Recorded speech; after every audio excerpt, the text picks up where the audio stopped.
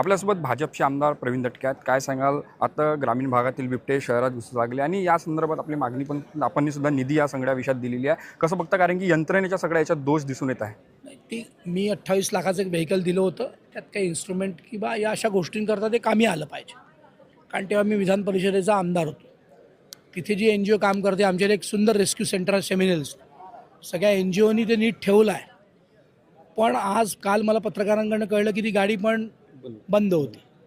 ती गाडी का बंद होती, तिथल्या 2 अधिकाऱ्यांना मी आज विचारलं. आमचे एक स्वानंद सोनी मित्र आहेत, स्वानंद सोनी म्हणून, ते पर्यावरण प्रेमी आहेत, चांगलं काम करतात.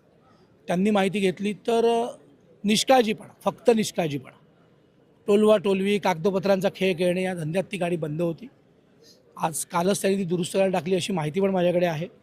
पण हे जे वागणं आहे उचित नाही. त्यामुळे संबंधित अधिकारी असतील त्यांच्यावर तात्काळ कारवाई करावी असं आम्ही नाईक साहेबांनाही सांगणार. आणि व्यास नावाचे एक उत्तम अधिकारी आहेत, त्यांच्याकडे पण ही मागणी. आपण जर एकंदरीत बघितलं असेल तर यंत्रणा ज्या आहेत वन कर्मचाऱ्यांना त्या आहे ना, कारण की आता जर बघितलं तर आपण 21व्या शतकामध्ये जातो. तर अशा वेळी जे आहे ते यंत्रणा त्यांच्याकडे नाही, त्यामुळे ते कर्मचाऱ्यांना सुद्धा या सगळ्या गोष्टीला रेस्क्यू करताना खूप समस्याच्या निर्माण. सरकारने यंत्रणा दिल्या आहेत. सरकार खूप सारा पैसा पण तिथे डिप्लॉईड करते या सगळ्या गोष्टींकरता.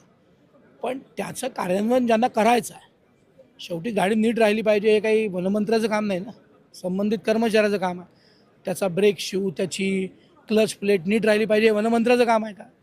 हे तिथल्या संबंधित अधिकाऱ्यांचं काम आहे. आणि ते तात्काळ करून घेतलं पाहिजे, कारण सेन्सिटिव्ह आहे.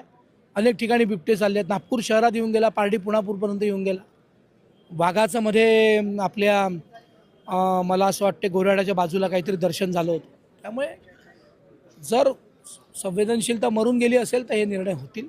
त्यामुळे अशा अधिकाऱ्यांवर विशेष कारवाई केली पाहिजे असं माझं, विशेष म्हणजे नियमांतर्गत कारवाई केली पाहिजे. या संदर्भात आपण वनमंत्री गणेश नाईकवर कारवाई संदर्भात बोललो आहे. तिथे व्यास नावाच्या मॅडम आहेत, त्यांनाही बोलू आणि वनमंत्र्याशी. होते. आपला जो प्रवीण दटके, तेजस मौतुरे, जय महाराष्ट्र न्यूज, नागपूर.